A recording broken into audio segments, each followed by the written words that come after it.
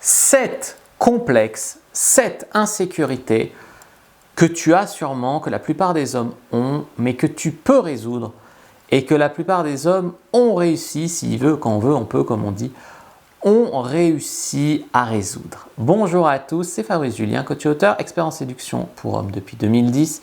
Je commence à avoir fait le tour en coachant les hommes, à avoir vu tout un panel d'hommes différents et je peux vous parler de 7 complexes qui reviennent le plus souvent chez les hommes qui veulent draguer des filles mais qui disent « je peux pas parce que ». Et qu'est-ce qu'on peut y faire? Parce qu'on souvent dans la vie c'est marche ou crève, hein. C'est tu peux pas parce que tu es trop petit par exemple, soit tu es trop petit et tu fais quand même et tu t'aperçois que tu peux quand même et tu fais, soit tu te réfugies derrière l'excuse « je suis trop petit », tu fais rien et tu changes rien surtout et tu es malheureux toute ta vie. Voilà, ou j'ai pas la bonne couleur de peau, tu prends cette excuse là et tu fais rien et parce que dans ce cas-là ton pote qui a la même couleur de peau que toi il se chope une superbe blonde et tu te dis j'aurais peut-être pu, oui mais lui c'est l'exception et tu te caches derrière des excuses à la con.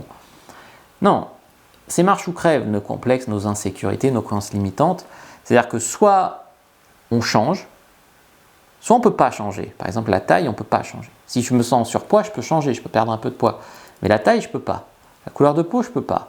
Par contre ce que je peux faire c'est changer ma perception autour de ce que j'ai et même en faire une force de ce que je trouvais avant une faiblesse. C'est tout à fait ce qu'on va travailler ici. Donc en premier lieu, la taille. La taille, déjà, vous pouvez en faire des choses.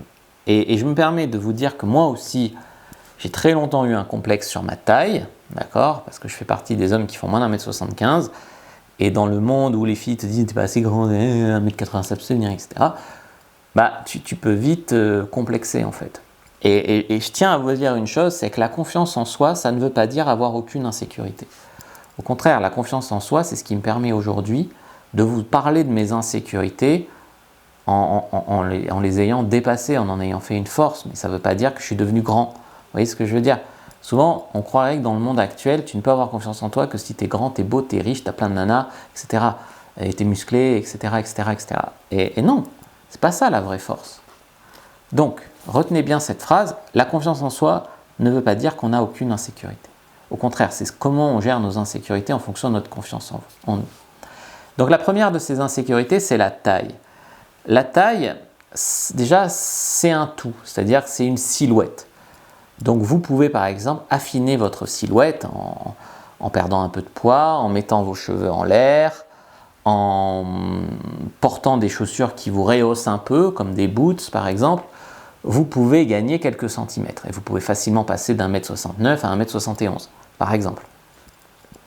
Ce qui déjà peut faire une différence. Ou alors vous pouvez dire, je vois tout un tas de sex symboles, je sais pas, Gaël Garcia Bernal, qui a été élu homme le plus sexy, il y a Neil Strauss, le pick-up artiste, il y a des exemples de gens, de mecs petits qui a réussi avec les femmes, mais il y en a plein. Tu peux choisir de mettre ton focus là-dessus aussi, ou tu peux choisir de faire ce que tu peux faire sur ce complexe-là et ensuite de lâcher prise. Il y a des femmes qui préfèrent les hommes pas trop grands, parce que ça leur rappelle leur papa qui n'était pas trop grand, c'est comme ça qu'elles se sentent en sécurité, etc. Et c'est vrai que le fantasme de la société actuelle, c'est un homme grand.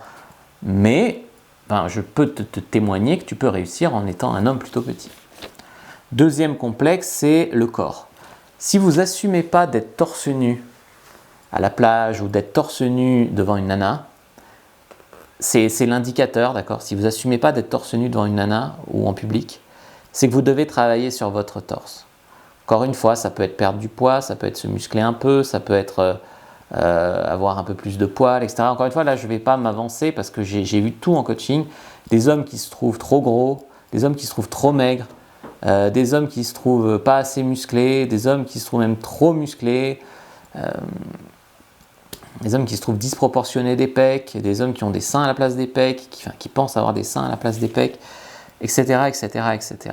Encore une fois, il ne faut pas complexer par rapport au muscu-boy.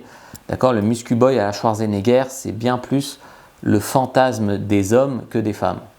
Tu peux avoir des nanas, tout comme tu peux avoir des nanas sans être super riches, tu peux avoir des nanas sans être super musclées. Il faut s'arrêter de déconner. Mais je peux pas te dire que si tu n'as pas un peu des biceps, c'est pas mieux. Voilà, je peux pas te dire ça. Donc quand tu te sens assez à l'aise pour être torse nu en public, c'est l'indicateur.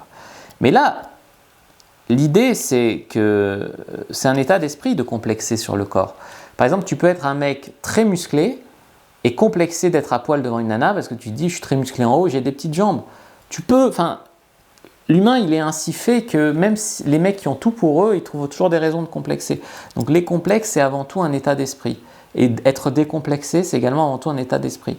Tu peux voir des vieux gros pendants qui se sentent très bien. Et alors, on ne va pas leur dire, t'es un vieux gros pendant. On va leur dire, bah, si tu te sens bien, tant mieux. On ne va pas chercher à rabaisser les autres. On va chercher, nous, à se sentir mieux et à s'élever. Voilà. Troisième complexe, c'est si vous n'aimez pas votre tête, votre visage, vous trouvez que vous n'êtes pas assez viril, il y a des solutions pour ça. Par exemple, se faire pousser la barbe. Se faire pousser la barbe, ça fait tout de suite gagner en virilité n'importe quel homme. Après, tu vois, il y a plein de femmes qui aiment la barbe, qui trouvent que c'est viril. Il y en a qui préfèrent les hommes rasés, évidemment, c'est ballot pour moi. Mais c'est vrai que les femmes, elles ont le maquillage, elles ont des tas de trucs pour s'arranger. Et nous, on n'a pas grand-chose finalement. Pas grand-chose. Quatrième complexe, c'est les hommes qui perdent leurs cheveux. Alors, quand vous perdez vos cheveux, vous pouvez adapter votre look, comme l'a fait Neil Strauss dans The Game, c'est-à-dire qu'il s'est rasé la tête, il s'est fait pousser une petite barbe, et il a accepté en fait de perdre ses cheveux. Il y a des thérapies, je crois que c'est Yann Piette, le coach, qui, je ne dénigre pas, hein, s'il est complexé là-dessus, il a bien fait de travailler là-dessus, qui s'est fait implanter des cheveux et qui en parlait dans des vidéos. Je veux dire qu'il y a des solutions. Il y a l'état d'esprit, je perds mes cheveux, je ne pourrai jamais avoir une nana, et ouais, c'est la faute du monde. Ou il y a l'état d'esprit, je ne suis pas le seul homme de la Terre à être petit, à perdre mes cheveux, à avoir un peu de bidou, voilà. Qu'est-ce que je peux faire pour m'en sortir avec ce que j'ai ? C'est vraiment ça l'état d'esprit que je veux vous inculquer ici. Cinquième complexe très commun, c'est le fait d'avoir un petit zizi, une petite bite. Et ça, encore une fois, j'ai vu même des mecs qui ont des bites de 20 cm. Non, c'est faux. J'ai vu même des mecs qui ont des bites de 12 cm me dire j'ai un petit zizi. Il faut arrêter, parce que là, vous commencez à complexer sur les acteurs porno, etc. etc. C'est comme les femmes qui, des fois, des femmes, elles ont un 85B et elles trouvent qu'elles ont des petits seins. C'est pas ça des petits seins. C'est pas ça des œufs au plat.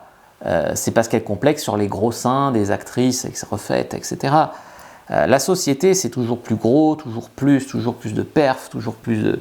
Mais dans la vie, on ne vit pas dans des films et on est des êtres humains normaux. Donc comparons-nous à la moyenne.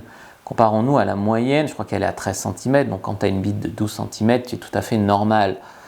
Je te dirais pas pareil, ça a une de 4. Là, je te dirais tu as un micro-pénis et il faut travailler déjà sur ton état d'esprit, mais également sur les techniques avec la langue, avec tes doigts et tout pour faire jouer une fille.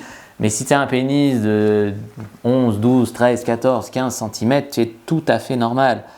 Mais ce que tu peux faire, c'est pour que ça ait l'air plus gros, c'est tondre les poils autour, par exemple. Perdre du bidou pour que ça ait l'air... Tu sais, c'est comme si je mets ma main comme ça, voilà, et j'ai un petit zizi là, qui sort à peine. Puis si je rase tout, il a l'air plus gros. Tu vois ce que je veux te dire? Conseil numéro 6, beaucoup d'hommes ont une insécurité avec le couple, dans le sens où des filles leur ont peut-être dit « t'es nul en couple, t'es mauvais en couple », où ils ont été trompés dans leurs précédentes relations de couple. On leur a fait comprendre qu'ils n'étaient pas assez bien, qu'ils étaient nuls, qu'on ne pouvait pas leur faire confiance, etc. etc., etc. Vous ne devez pas vous mettre en couple avec des filles qui vous rabaissent. Je sais que beaucoup d'hommes sont prêts à se mettre en couple avec n'importe qui pour être en couple et baiser, mais ne vous mettez pas en couple avec quelqu'un qui vous fait sentir pas bien. Peut être une technique de fille, hein, de vous faire sentir une merde pour que vous n'alliez pas voir ailleurs et que vous vous mettiez en couple avec elle. Mais dans un couple sain, on se fait sentir bien mutuellement. Et si vous en êtes à ne pas avoir confiance en elle, l'espionner, ou qu'elle en est à jamais vous faire confiance et vous espionner et vous traiter de nul et vous dire que vous ne trouverez personne d'autre, que vous êtes déjà bien chanceux d'être avec elle, ce n'est pas la bonne personne. Là, c'est pas votre insécurité de ne pas savoir être en couple ou de ne pas savoir être assez bien pour le couple qui parle, c'est que vous êtes dans une relation avec une personne malsaine ou dans une relation qui a commencé de manière malsaine. On peut être dans une relation malsaine avec quelqu'un de 5, simplement qui ne nous correspond pas. bah, là, par exemple, reprenez confiance en vous sur le couple, vous pouvez lire mon livre Le guide du couple heureux et quitter cette relation malsaine. Et en 7, c'est le complexe sur l'argent. Et en fait, le problème, c'est que vous regardez tous ces gens qui affichent un tas d'argent, qui fantasment sur un tas d'argent. Et moi aussi, j'ai beaucoup cru que si j'avais 20 000 euros par mois, je serais super riche, etc. Puis un jour, j'ai déménagé en Suisse, donc le pays est censé être le plus riche d'Europe.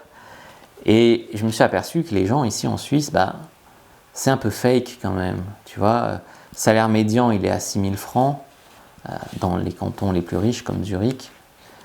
Le SMIC, il est à 4 000 francs, mais en même temps, tu as des tas d'assurances que tu payes. Tu payes vite les loyers, c'est hors de prix, etc. Et le niveau de vie d'un Suisse, c'est bien, hein, mais c'est pas forcément la luxure, tu vois.